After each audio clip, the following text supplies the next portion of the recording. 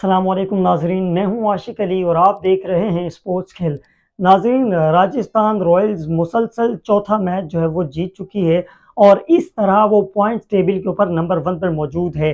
कोलकाता ने अब तक 3 मैचेस खेले हैं और वो तीनों के तीनों जीते हैं।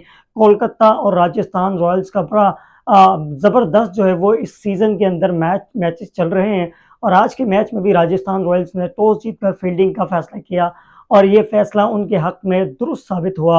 रॉयल चैलेंजर्स बेंगलोर की 3 विकेटें जो है वो गिरी थी और इसमें एक विराट कोहली की सेंचुरी भी शामिल थी। इसके बावजूद भी वो ये मैच हार जाते हैं और कहीं ना कहीं इस मैच को हारने का सबब विराट कोहली भी हो सकते हैं, क्योंकि उन्होंने 72 गेंदों पर 113 रन बनाए थे, यानी कि 10 ओवर से ज़्यादा 10 से 11 ओवर जो है वो टोटली उन्होंने ही खेले थे 20 ओवर्स में से। तो उन्हें अपना स्ट्राइक रेट काफ़ी इम्प्रूव करना चाहिए था ताकि वो मैच जीत सके, क्योंकि इस सीज़न के अंदर 200 रन्स 250 रन्स का हदफ देकर भी टीमें जो है वो हार रही हैं। तो इसका मतलब ये है कि अगर आप 183 रन्स का हदफ देते हैं तो किसी सूरत आप जीत नहीं सकते।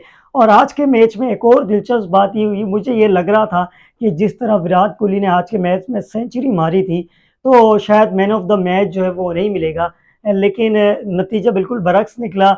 जोस बटलर जो है वो बड़े अच्छे फॉर्म में आए और उन्होंने 20 सेंचुरी दागी। आखिरी जब 1 रन चाहिए था टीम को जीतने के लिए राजस्थान रॉयल्स को और 6 रन दरकार थे जोस बटलर को, वो 94 के ऊपर खेल रहे थे और सेंचुरी दागने के, तो बड़ा अच्छा उन्होंने एक स्ट्रोक खेला और 6 रन मारे। अपनी 100वें मैच के ऊपर जो सेंचुरी भी दागी और अपनी टीम को जीत से हमकिनार भी किया। और विनिंग मोमेंट के अंदर हेटमायर को हम देख सकते हैं कि वो किस तरह खुश हो रहे थे। ना सिर्फ हेटमायर जो है वो खुश हो रहे थे, बल्कि कमेंटेटर्स भी जोस बटलर की सेंचुरी को काफ़ी इंजॉय कर रहे थे। खैर, ये तो एक दूसरा टॉपिक है, लेकिन आज मैं जो बात करने वाला हूँ वो करने वाला हूँ बाबर आजम वर्सेस विराट कोहली की। अब तक काफ़ी कंपैरिजन किया जाता था कि कौन जो है वो नंबर 1 बैटर है, तो आज उस कंपैरिजन को मैं Pakistan Super League versus Indian Premier League के हवाले से करने जा रहा हूँ। अब तक 5 मैचेस जो है वो विराट कोहली खेल चुके हैं और हम 5 मैचेस का कंपैरिजन करेंगे क्या कहते हैं पीएसएल के 5 मैचेस जो बाबर आजम ने खेले थे। जी हाँ नाज़रीन, फैसला उसी वक्त हो जाएगा कि कौन सा जो है वो खिलाड़ी नंबर 1 है। तो अगर आप 5 मैचेस की बात कर लेते हैं तो इस 5 मैचेस में विराट कोहली ने अब तक 316 रन बनाए हैं विराट कोहली ने 5 मैचेस के अंदर, और गालिबन वो आईपीएल के अंदर इस वक्त जो है वो टॉप स्कोरर हैं। और जबकि अगर हम बाबर आजम की बात कर लें तो उनके पीएसएल के शुरुआत के 5 मैचेस में जो है वो 330 रन थे, यानी कि रन्स के हिसाब से बात करें तो बाबर आजम जो है वो इस वक्त टॉप पर जा रहे हैं। मतलब कंपैरिजन करें विराट कोहली के तो बाबर आजम जो है वो सबकत ले चुके हैं, वो आगे हैं विराट कोहली से। और दूसरी जानिब बात कर रहे थे कि शुरू में जो 4 मैचेस तो वो हो गए थे, लेकिन जो 5वां मैच था उस मैच के अंदर बाबर आजम ने सेंचुरी मारी थी, 111 रन बनाए थे। तो अब मैं यही देख रहा था कि आज विराट कोहली सेंचुरी बना पाते हैं या नहीं, लेकिन खुशकिस्मती से उन्होंने बनाई और 113 रन बनाए।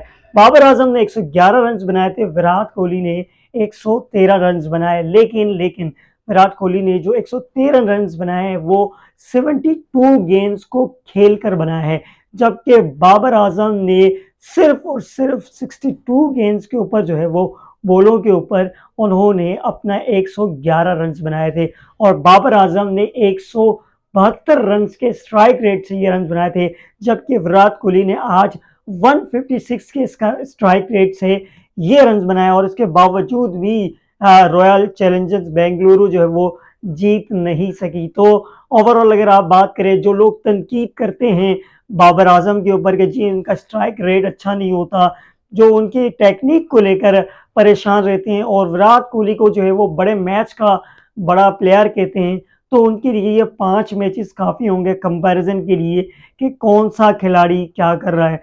खैर, सबके अपने ओपिनियंस है इसके हवाले से कि कौन क्या बड़ा खिलाड़ी है। बड़े टूर्नामेंट्स के ऊपर जो है वो विराट कोहली अच्छा परफॉर्म कर रहे हैं, करते हुए नजर आए हैं, जबकि बाबर आजम नहीं करते हैं।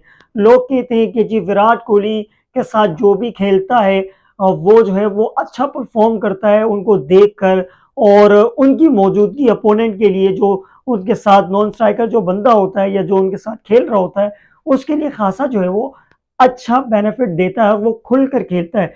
क्योंकि विराट कोहली भी खुलकर खेलते हैं, तो इसी तरह जो दूसरा बंदा है वो भी जो है अपनी स्ट्राइक रेट इंप्रूव करता हुआ नजर आता है। लेकिन मैं इसके ऊपर ये कहूँगा कि बाबर आजम भी जो है वो एक बड़ी नेमत है। जो लोग तनकीद करते हैं बार बार कि जी विराट कोहली के साथ इनका कंपैरिजन नहीं हो सकता, जी कंपैरिजन नहीं हो सकता, लेकिन बाबर आजम भी जो है वो एक की प्लेयर है। मैं समझता हूँ कि अगर आप ये कहते हैं, बहरहाल ये चीज़ तो फ्लॉप हो गई क्योंकि स्ट्राइक रेट अभी हमने शुरुआत के 5 मैचेस का देख लिया, और जो सेंचुरी बनाई विराट कोहली ने और बाबर आजम ने, उसके स्ट्राइक रेट को भी हमने मिलाकर देख लिया, अभी तक बाबर आजम ही आगे हैं। खैर, लेकिन जो बाबर आजम के ऊपर तनकीद करते हैं कि जी उनकी वजह से प्लेयर्स भी स्लो डाउन हो जाते हैं, तो मैं आप लोगों को एक, ये मेरा एक तज्जिया है, ये मैं आपके सामने रख रहा हूँ कि भाई जब बाबर आजम पिच पर होता है तो अपोनेंट के लिए जिस तरह विराट कोहली पिच पर होता है चांस दूसरे के लिए फेवर वाली बात होती है, सिमिलरली बाबर आजम जब खेल रहा होता है, जो उनके साथ खेलता है उनके लिए भी बहुत बड़ा बेनिफिट है। क्योंकि सबको मालूम है कि बाबर आजम ने तो आउट होना ही नहीं है।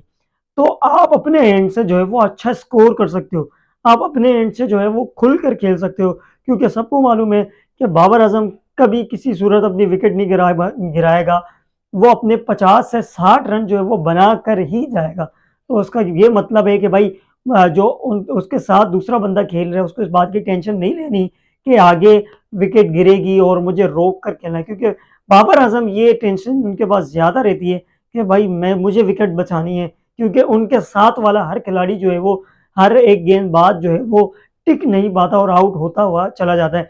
बहरहाल ये तो कुछ कंपैरिजन थे बाबर और विराट कोहली के। खैर, वो अपनी नौइयत का एक बड़ा खिलाड़ी है विराट कोहली, और बाबर आजम भी एक ब्रांड है पाकिस्तान का जिसे डिनाई नहीं करना चाहिए। आईपीएल के अब तक मैचेस बड़े तगड़े हो रहे हैं, और तगड़े इस सेंस के दो टीम्स ऐसी हैं जो मुसलसल टॉप स्कोर पॉइंट्स टेबल के ऊपर, टॉप पोजीशंस के ऊपर रहने के लिए आपस में जंग लड़ रही हैं, जिसमें राजस्थान रॉयल्स और केकेआर है, और जबकि दूसरी जानिब मुंबई इंडियंस है और आरसीबी है। ये दोनों भी नीचे नीचे से टॉप करने के लिए भी आपस में लड़ रही हैं और एक से एक बुरी परफॉर्मेंस दिखा रही हैं। खैर, अब सीन ये है कि मुंबई इंडियंस में सूर्य कुमार यादव वापस आ गए हैं, तो देखते हैं कि क्या वो मैच इसमें कमबैक कर पाते हैं या नहीं। मज़ीद आईपीएल की वीडियोस के लिए और क्रिकेट की वीडियोस और स्पोर्ट्स से जुड़ी खबरों के लिए जुड़े रहिए मेरे साथ। मिलते हैं अगली वीडियो के साथ, तब तक दीजिए मुझे इजाज़त। अल्लाह हाफ़िज़।